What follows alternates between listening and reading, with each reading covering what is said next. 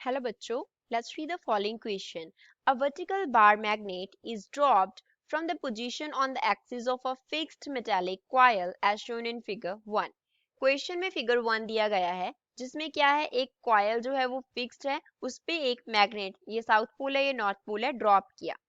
Figure second figure में क्या है द मैग्नेट इज फिक्स्ड अब क्या कर दिया magnet south and north pole है इसको फिक्स कर दिया and horizontal coil is dropped अब क्या किया है इस कॉइल को इस हॉरिजॉन्टल कॉइल को ड्रॉप किया है the acceleration of magnet and coil are a1 and a2 first case में मैग्नेट का एक्सेलेरेशन a1 है सेकंड में कॉइल का जो एक्सेलेरेशन है वो a2 है हमें क्या देखना है हमें देखना है कौन सा ऑप्शन करेक्ट है first says a1 is greater than g and a2 is greater than g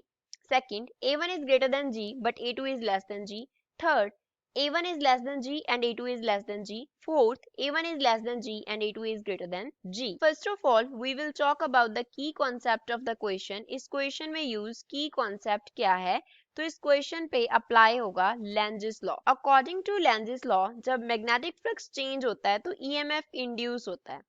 Induce होता है क्या? EMF इंड्यूस्ड ईएमएफ को मान लो हमने ई से डिनोट किया तो इसका वैल्यू होता है minus D phi by D T अब D phi by D T क्या रिप्रेजेंट करता है rate of change of flux rate of change of flux को रिप्रेजेंट करता है नेगेटिव साइन क्या शो कर रहा है नेगेटिव साइन शो करता है ऑपोजिट डायरेक्शन को नेगेटिव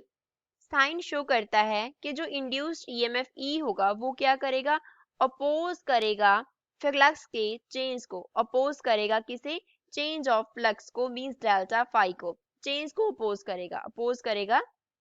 चेंज को अब वन बाय वन दोनों केसेस को डिस्कस करते हैं यहाँ पे हमारे पास साउथ एंड नॉर्थ पोल है ये क्या है मैग्नेट जो है वो कॉइल में क्या कर रहा है फॉल कर रहा है अगर मैग्नेट कॉइल में फॉल करेगा ये हमारे पास क्वेश्चन में कॉइल दिया गया है तो इसके साथ जो लिंक्ड मैग्नेटिक फील्ड होगा वो चेंज हो जाएगा लिंक्ड मैग्नेटिक फील्ड होगा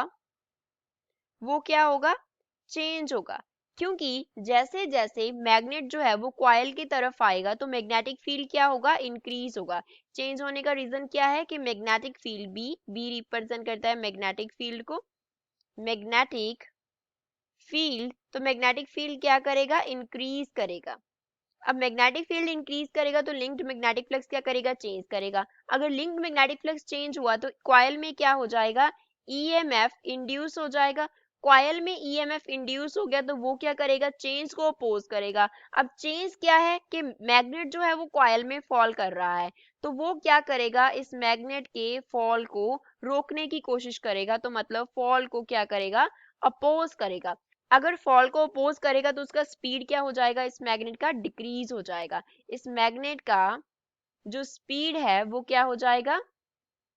डिक्रीज हो जाएगा तो फर्स्ट केस में जो स्पीड है वो डिक्रीज हो गया विच मीन्स इस केस में जो एक्सेलेरेशन है वो क्लियरली लेस देन होगा due to acceleration due to gravity जैसे हमने देखा कि फ्री फॉल कर रहा था मैग्नेट अब कॉइल में से फॉल करने की वजह से कॉइल ने उसका स्पीड डिक्रीज कर दिया फ्री फॉल में जो उसका एक्सेलेरेशन था वो एक्सेलेरेशन ड्यू टू ग्रेविटी के इक्वल होना चाहिए था बट स्पीड डिक्रीज हो गया which means acceleration due to gravity से उसका एक्सेलेरेशन कम हो जाएगा अब सेकंड केस स्टडी करते हैं सेकंड केस में क्या कर रहा है कॉइल मैग्नेट में फॉल कर रहा है अब जैसे जैसे कॉइल मैग्नेट की तरफ आएगा ये क्या है कॉइल है अब इस कॉइल के साथ जो मैग्नेटिक फील्ड लिंक्ड होगा बी हमने ऑलरेडी लिखा है कि बी मैग्नेटिक फील्ड है तो बी क्या हो जाएगा इंक्रीज करेगा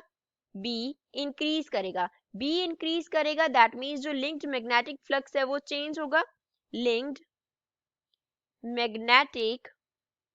फ्लक्स है वो क्या करेगा फर्स्ट केस की तरह चेंज करेगा अगर लिंक्ड मैग्नेटिक फील्ड चेंज करेगा तो कॉरेस्पॉन्डिंगली क्या इंड्यूस होगा ईएमएफ इंड्यूस होगा अगेन ईएमएफ इंड्यूस हुआ तो वो क्या करेगा जो कॉइल का फॉल हो रहा है उसको क्या कर देगा अपोज कर देगा कॉइल पहले फॉल कर रहा था अब मैग्नेटिक फील्ड जैसे जैसे इंक्रीज होएगा तो उसका क्या हो जाएगा वो फॉल को अपोज करेगा अगर फॉल को अपोज करेगा तो उसका स्पीड क्या हो जाएगा कॉइल का स्पीड डिक्रीज हो जाएगा कॉइल के फॉल होने का जो स्पीड था वो क्या कर जाएगा डिक्रीज कर जाएगा अब कॉइल जो है वो लेसर स्पीड से फॉल करेगा तो इस केस में भी क्लियरली क्या हो जाएगा इसका जो एक्सेलेरेशन ड्यू टू ग्रेविटी से एक्सेलेरेशन कम हो जाएगा विच मीन्स सी क्या है करेक्ट ऑप्शन है that a1 is less than g Similarly, A2 is also less than G. I hope you understood it well. Thanks.